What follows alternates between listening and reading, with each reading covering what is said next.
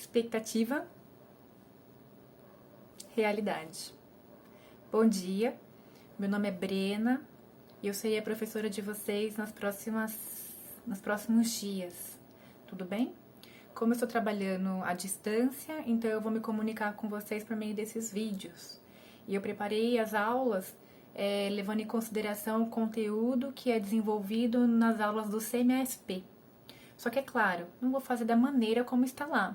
Eu vou tentar fazer de uma outra forma para ficar um pouquinho mais simples para vocês, para complementar aquele conteúdo e deixar a aula um pouquinho mais fluida aí no presencial. Combinado? Então vamos lá. A primeira aula do segundo ano dessa semana tem um título de livro em crise. Então a gente vai começar com esse tema, falando sobre livro em crise. E por falar nisso, qual foi a última vez que você leu um livro? E mais ainda, qual foi a última vez que você comprou um livro? Ou se já comprou um livro? Conversem aí.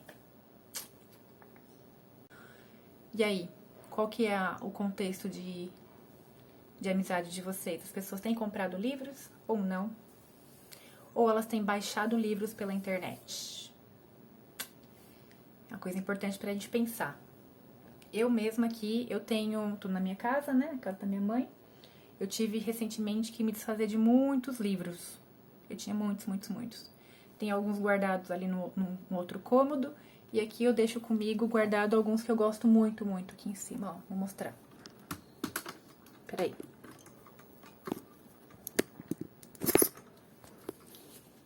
Aqui em cima tem os meus livros. Então, eu gosto de comprar livros, mas não é sempre. E gosto também de pegar emprestado na biblioteca, na sala de leitura e tudo mais. Vocês têm esse hábito? Muito bem. E imprudente, vocês conhecem algumas livrarias ou não? Como que é? Para quem já viajou para outras cidades, para a cidade de São Paulo, por exemplo, ou já foi para outros países, se tiver alguém, por um acaso, né? É possível que tenha percebido uma diferença na quantidade de livrarias, que nosso país tem bem menos, ou na cidade de Prudente tem bem menos do que em São Paulo, e em São Paulo tem bem menos do que, por exemplo, em Tóquio, e assim por diante. E nessa aula do CMSP, vão discutir justamente essa questão, e ler um texto chamado Para Especialistas, Crise do Livro no Brasil é Crônica. Vai ser esse texto que vai ser trabalhado.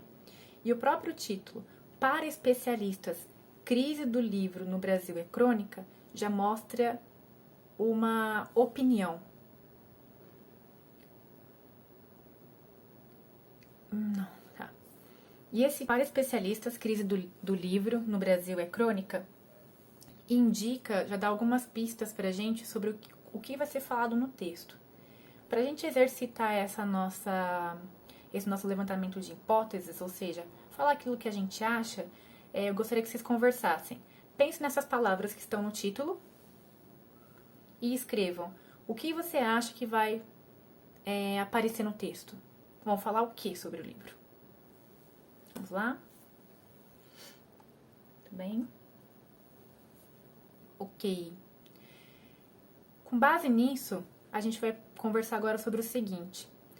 Esse texto, vocês acham que nele vai ter opinião ou que não vai ter opinião? Vai ter argumento ou não vai ter argumento? Opa, tem diferença entre opinião e argumento. Alguns de vocês provavelmente não se lembram, então eu vou retomar um pouquinho isso. Opinião e argumento são coisas diferentes, mas elas se complementam. E eu vou usar um exemplo do dia a dia para facilitar essa compreensão. Quer ver só? Imagina você que foi lá, lavou o quintal, varreu o quintal.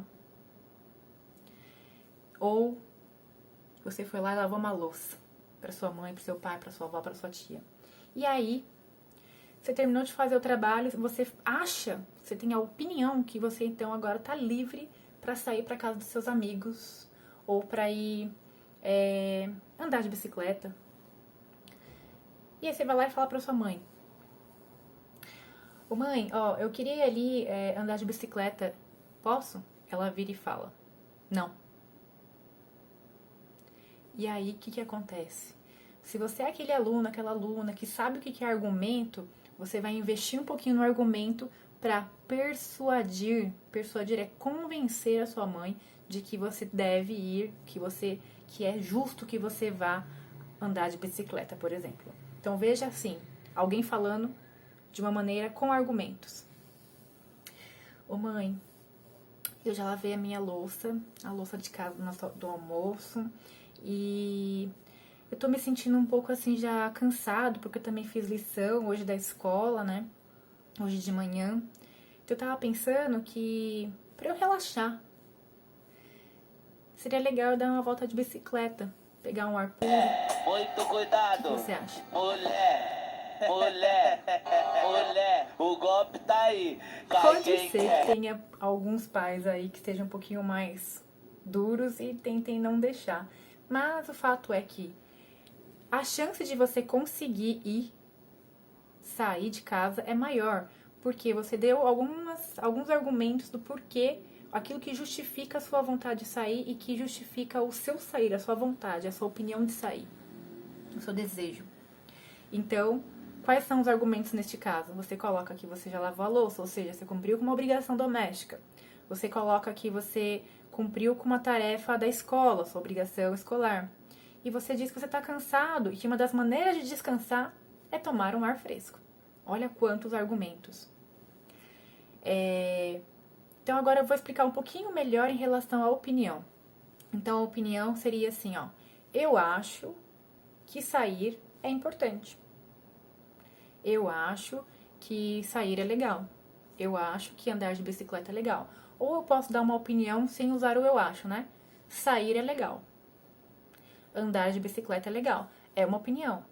Para poder eu fazer com que uma outra pessoa compreenda a minha opinião, ou fazer com que ela pense um pouco parecido com o que eu tô pensando também, eu vou pegar a minha opinião e vou aumentar um pouquinho a fala para argumentar. Então, andar de bicicleta é legal porque... Argumentos. Eu fortaleço a minha musculatura, eu respiro um ar mais puro, eu relaxo, eu produzo hormônios do prazer no meu corpo, eu socializo. Então você vai colocando vários argumentos. Tudo bem? Então até aqui, o que nós vimos? A diferença entre opinião e o argumento. Opinião é algo mais com base só no que você acha.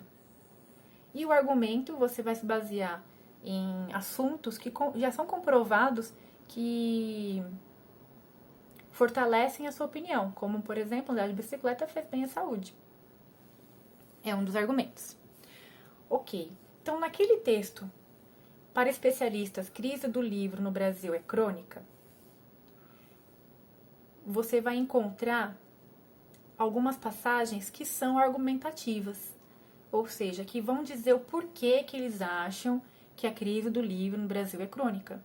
E esse é o maior desafio, você conseguir compreender e identificar onde estão esses argumentos.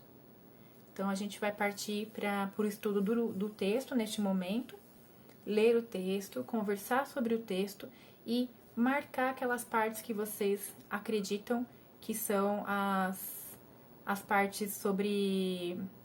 E vocês vão marcar aquelas partes que correspondem aos argumentos. A discussão não é nova, mas precisa ser enfrentada.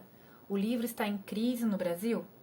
Segundo os dados da pesquisa Produção e Vendas do Setor Editorial Brasileiro, encomendada à Fundação Instituto de Pesquisas Econômicas, pela Câmara Brasileira do Livro e pelo Sindicato Nacional dos Editores de Livros, a indústria do livro fechou 2018 em queda real, considerando a inflação de 4,5%.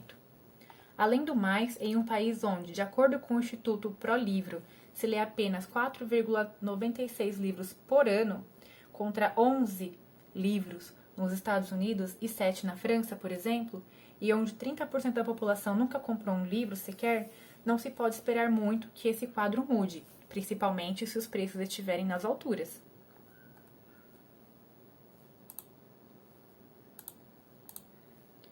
Martins Filho apontou para a crise dos megastories.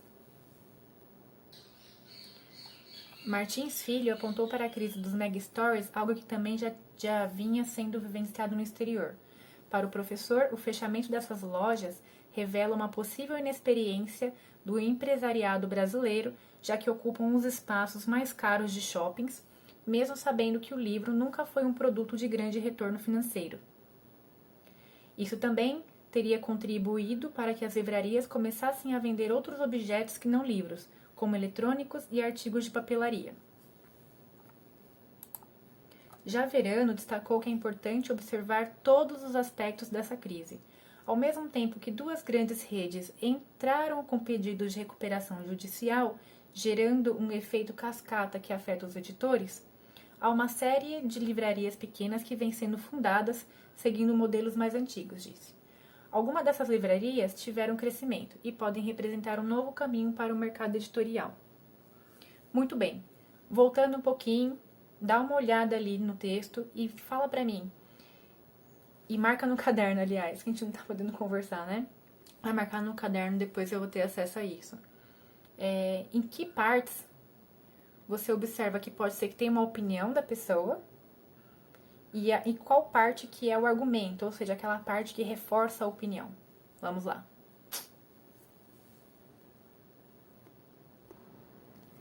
Então, logo no comecinho do texto é citada uma fonte, que é justamente a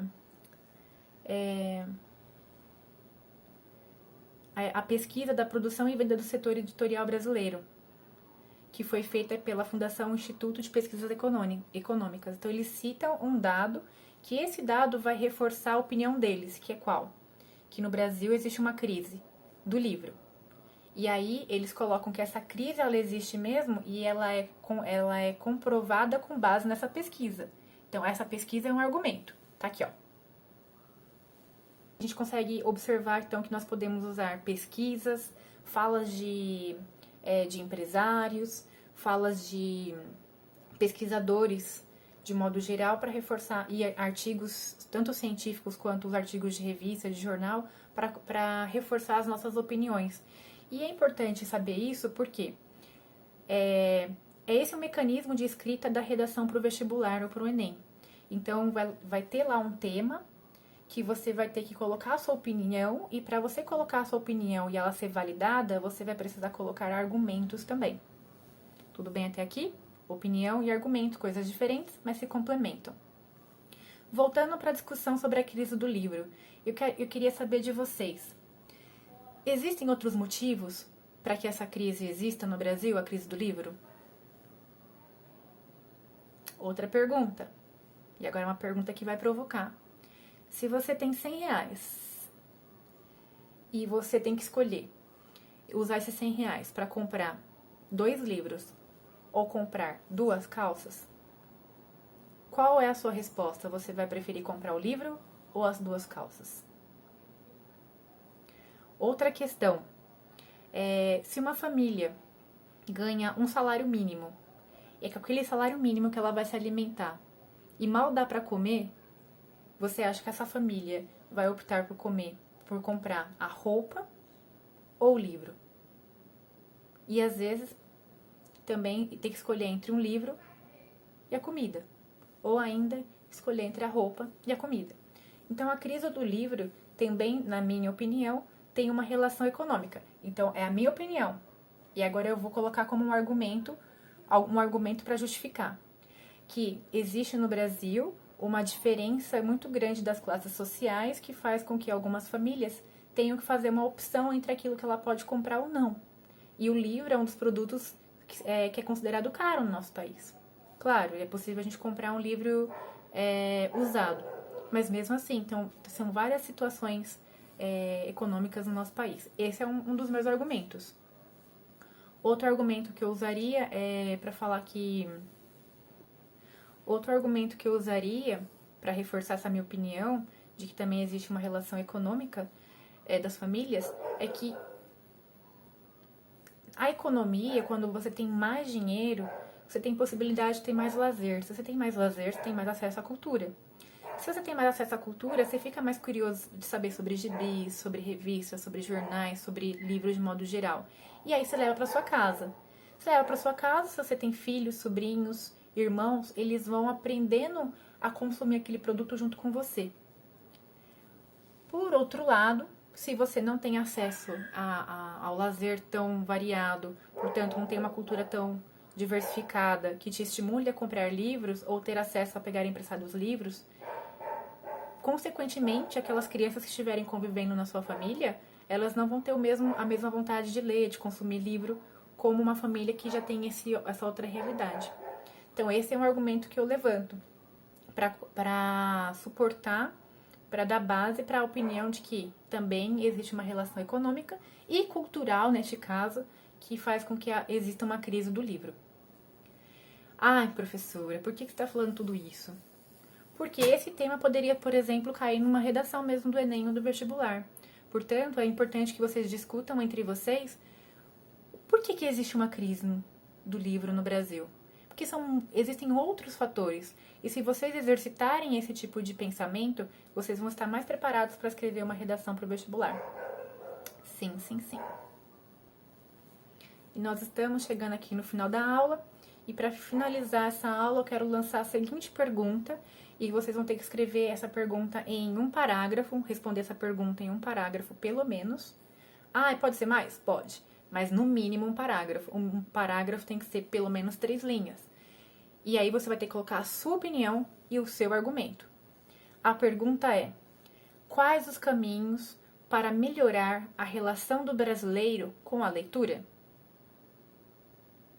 Então você vai colocar lá. Então quais são os caminhos ou qual é o caminho? Sua opinião. E vai reforçar dando uma justificativa. É trabalhoso, com certeza. Por isso que vocês vão ter um pouquinho mais de tempo para debater e reler o texto com cuidado e pensar sobre o assunto. Tudo bem? Na próxima aula, aliás, recapitulando. Então, na aula de hoje, a gente discutiu um pouco sobre a crise do livro no Brasil, com base num texto do CMSP, que eles colocaram, né? E vimos a diferença entre opinião e argumento e como identificar esse argumento no texto. Beleza? Beijos. Até a próxima aula.